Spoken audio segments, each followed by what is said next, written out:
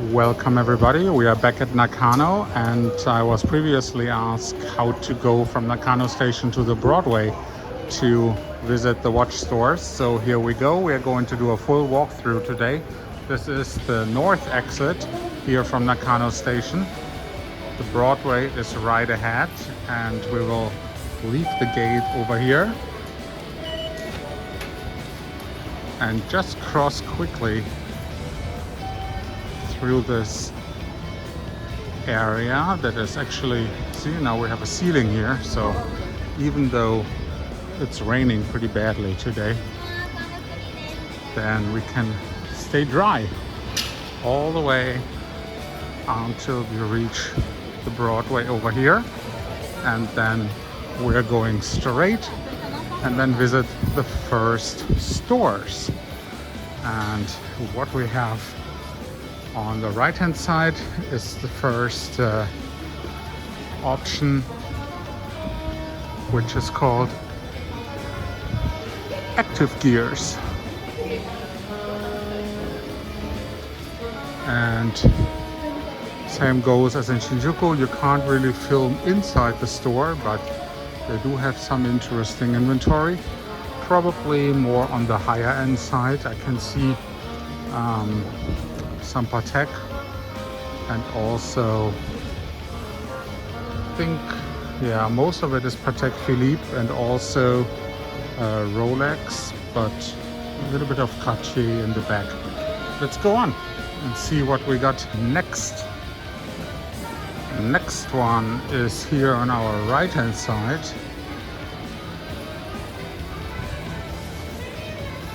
Plenty of inventory. They don't have just watches, they also sell plenty of other items, including photo equipment, but used or second-hand watches are also available. And it's this store over here. Sorry, I can absolutely not read this name because it's Japanese only, but you know the logo. Then here we got only time on the left hand side. Small inventory, mainly as per the description: Rolex, Grand Seiko, Cartier, Omega, Hublot, Tag Heuer.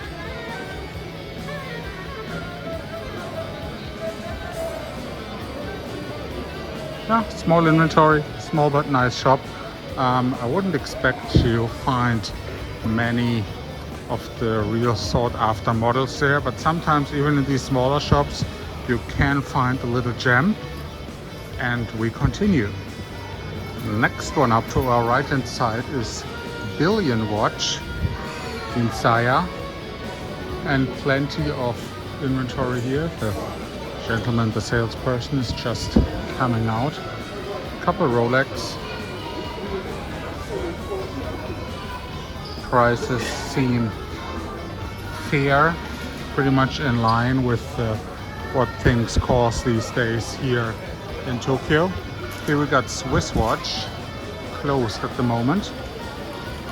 I believe there's another shop from Swiss Watch on the second floor.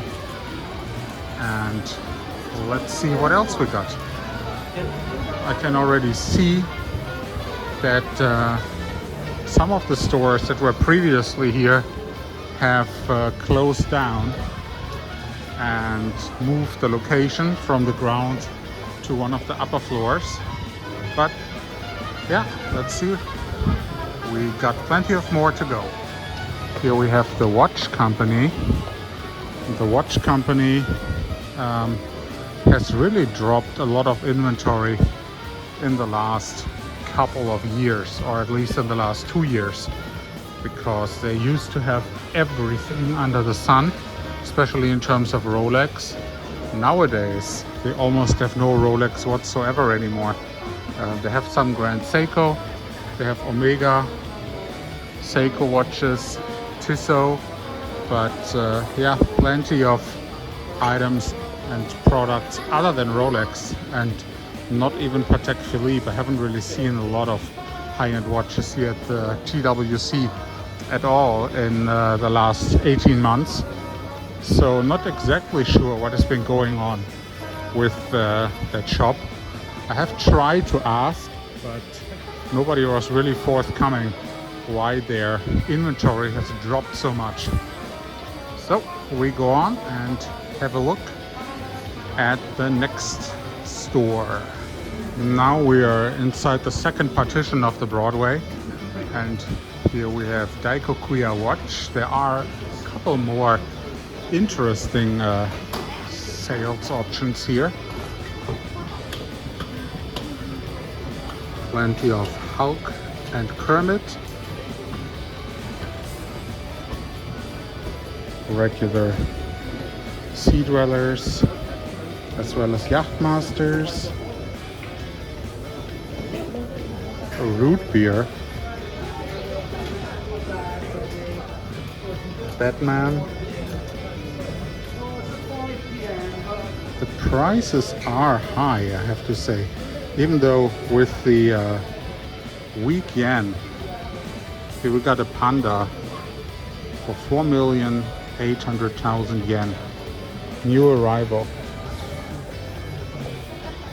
And inside the case, couple nice oyster perpetuals in the popular designs. Here's a Grand Seiko.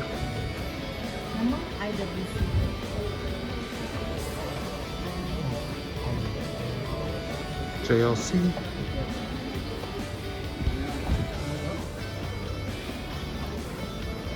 Interesting selection. The Daikokuya actually offered me a couple very interesting pieces at fair prices, so I purchased 2 of those in 2023.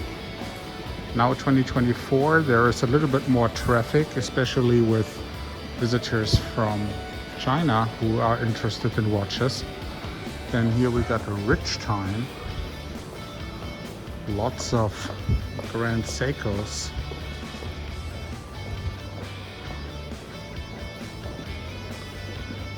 Some beautiful models actually that Grand Seiko has, especially with these light blue dials.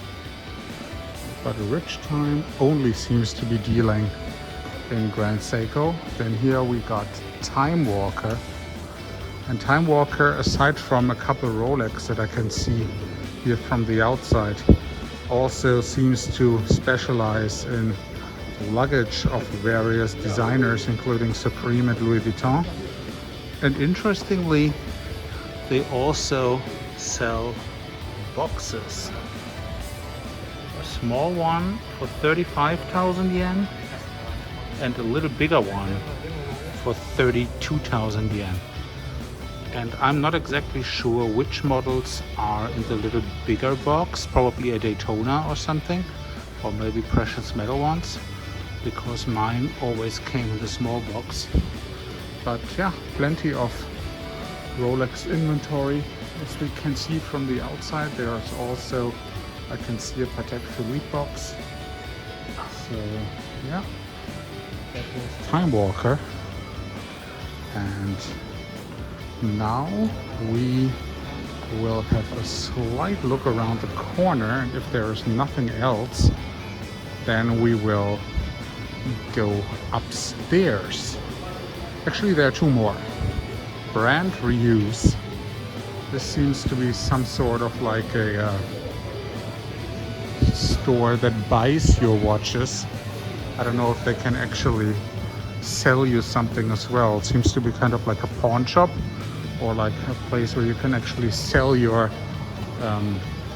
precious belongings, either jewelry or watches, if you want some cash. CY watch.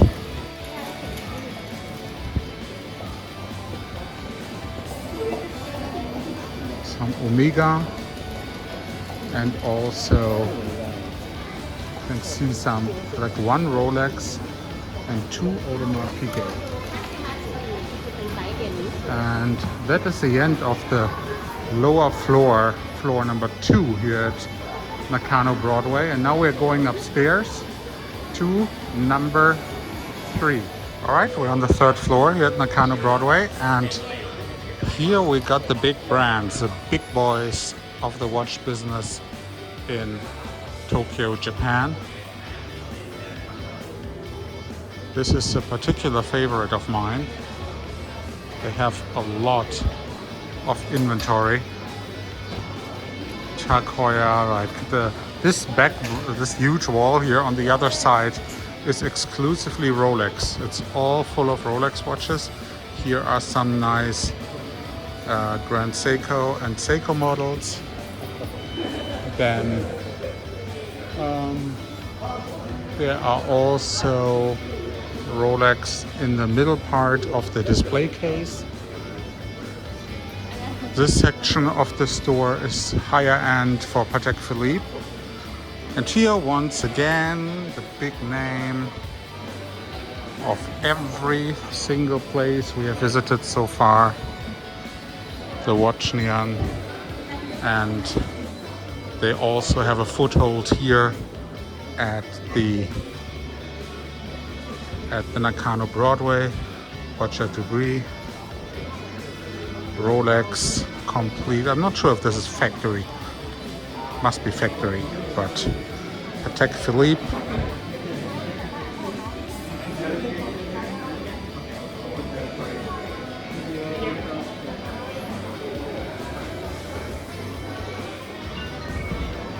Yeah, Watchnian has a huge inventory.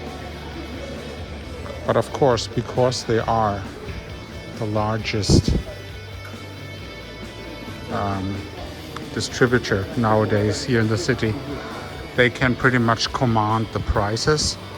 Also, I never had the impression that they were like gauging the prices totally and like ripping people off. The prices are higher than previously, but due to the lower priced yen, I never really had the impression that they were really ripping you off. But nevertheless, if you have one major player in the market who is pretty much representing everything, then they are the ones who are setting the price. So here are some Omegas, Oris.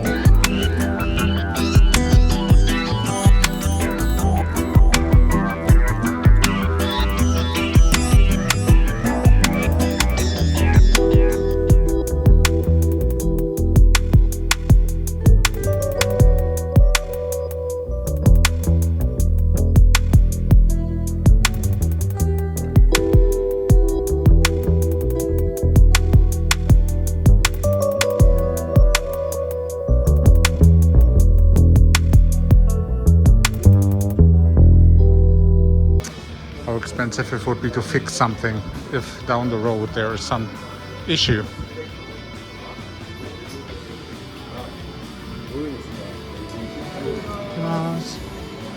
This is a female selection from Jack Rhodes.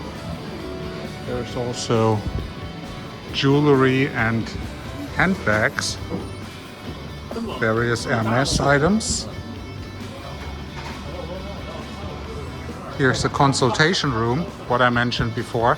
And I think we did the video here last time where I mentioned this particular feature. I find that super elegant that you can pick up your watch from the store and then the salesperson will actually take you to the consultation room and explain the item to you and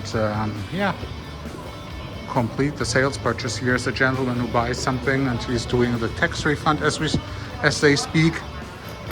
Another Jack Road. This seems to be their back office. I just had a glimpse inside.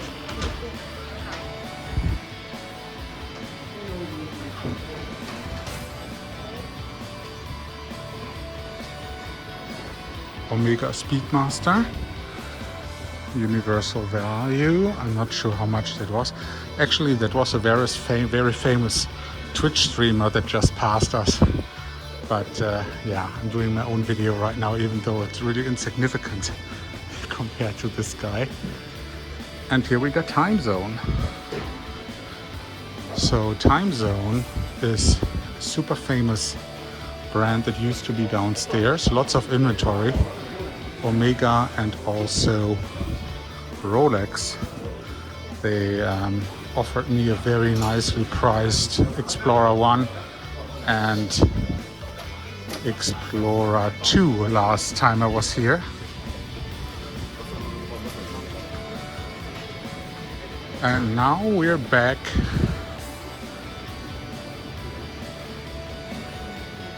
at Watchnian. And from here we go back down to the second floor and check out what they have. But actually the one where we were first is a first floor. And from there we are going back to the JR station. Here we are again at the boat store, and this is the brand Kronos art. What on the other video people were commenting on that looked like Richard Mills. They are definitely not Richard Mills, but definitely look alike.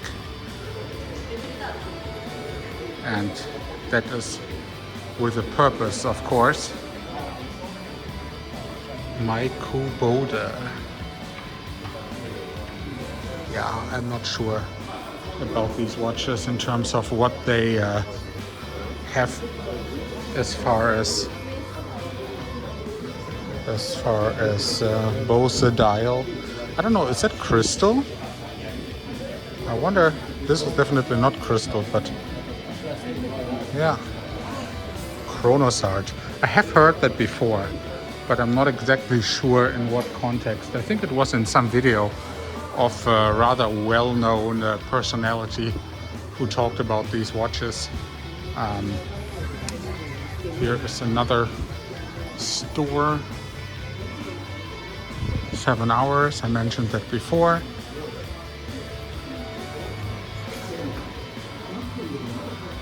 And we are still on the third floor, by the way.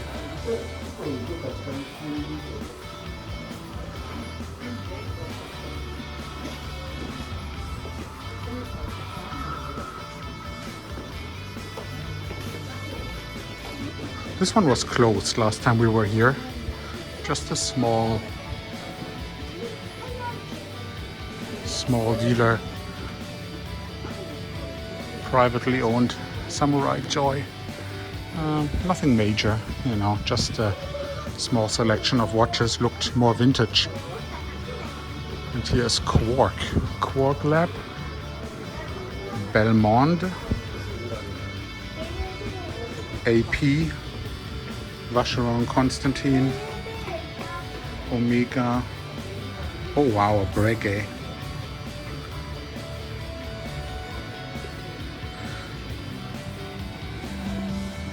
Lange and Söhne. They have a super interesting selection of watches here in this store.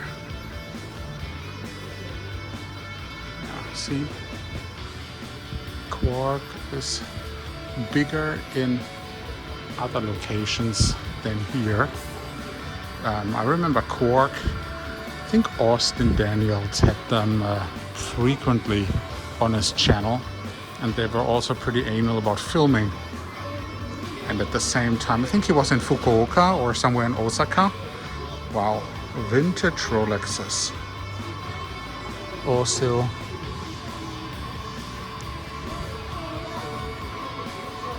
this is a store over here.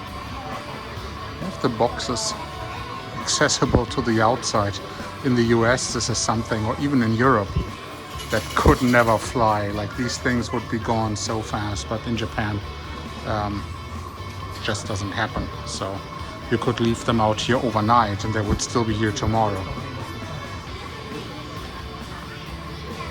Sea Dweller D. Wow, this is a great price.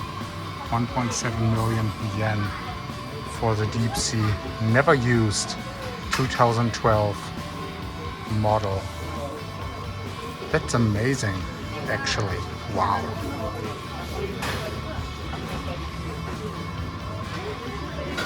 You know, sometimes you come across pricings and items that really impress you, and then 5 minutes later you think everything is a complete scam. So yeah, very, very wide variety, a wide spectrum. Now we're on 2F.